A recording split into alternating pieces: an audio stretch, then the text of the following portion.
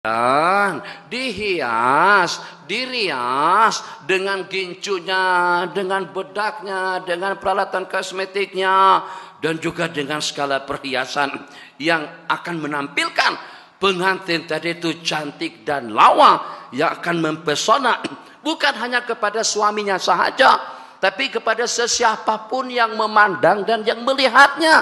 Kemudian kita bagikan kepada perempuan tadi itu baju borok misalnya, atau kerudung yang sudah leso misalnya, atau juga dengan kasut zaman tahun 3000-an, zaman tahun 1930-an.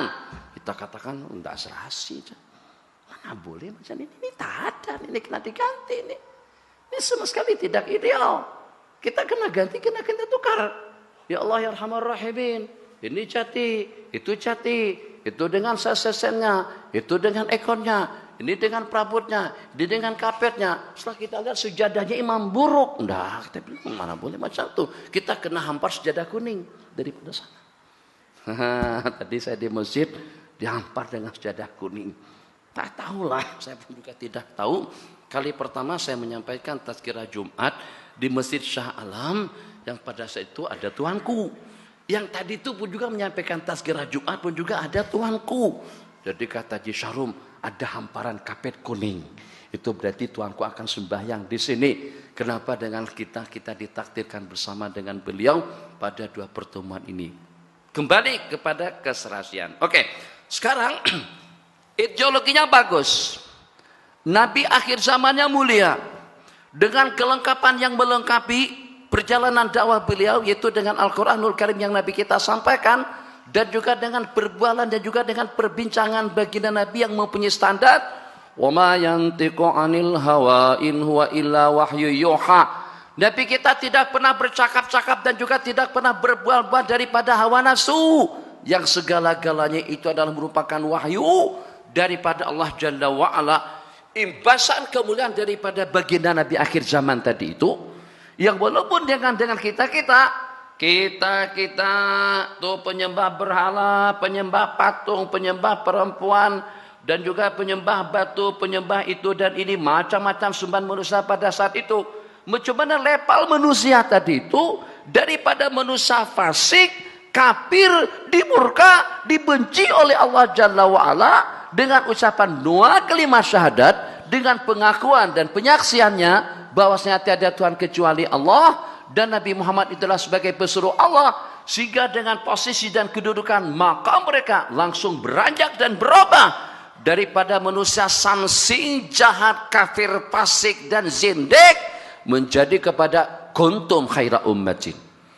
Kalian adalah semulia-mulia umat. Tanyakan, apakah kira-kira karena kepandaian mereka, kecerdasan mereka, kebolehan mereka, kehebatan mereka, yang saat ketika para sahabat Nabi kumpulan yang pertama, generasi yang pertama, penyembah-penyembah patung, penyembah berhala, coba tolong buktikan yang sebaliknya.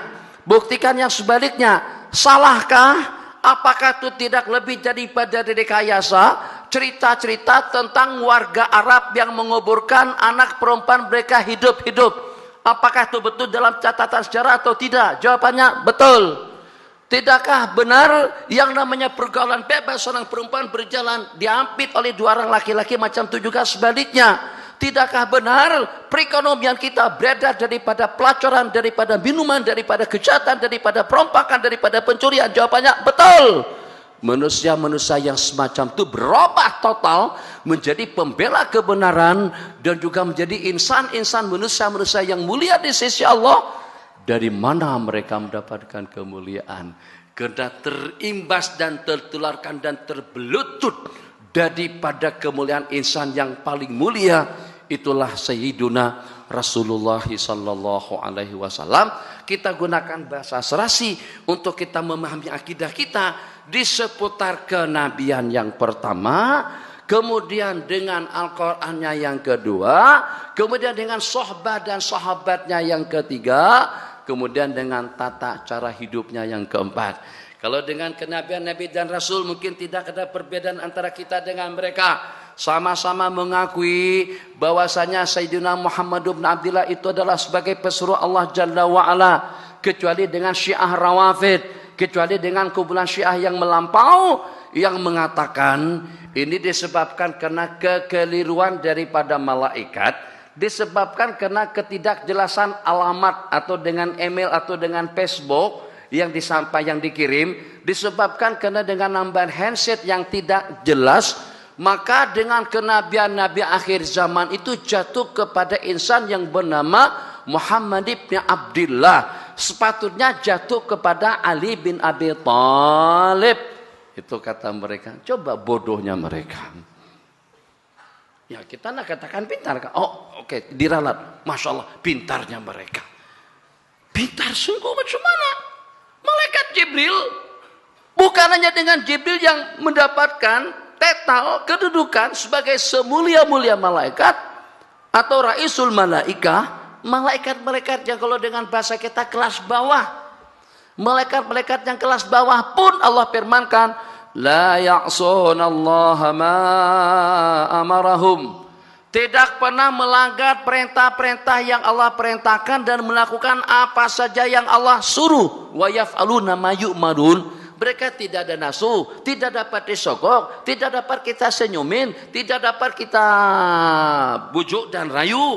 Apakah dengan rayuannya, apakah dengan sogokannya, apakah dengan riswahnya, apakah dengan wanitanya, apakah dengan duit dan jawatannya, mereka tidak akan tergiur. Beda kalau dengan manusia, senyumin dikit, lembut hati. Minta maaf Ci, jam kerja sudah habis. Katanya, Assalamualaikum. Allah, yang tadi itu nampak muka serius, yang ini nampak muka ceria. Dengan senyuman manis ucapkan Assalamualaikum pada kita. Cik, saya tahu sih minta maaf. Sebelumnya saya minta maaf, memang jam kerja sudah habis. Tapi saya besok tak boleh sampai ke sini sebab saya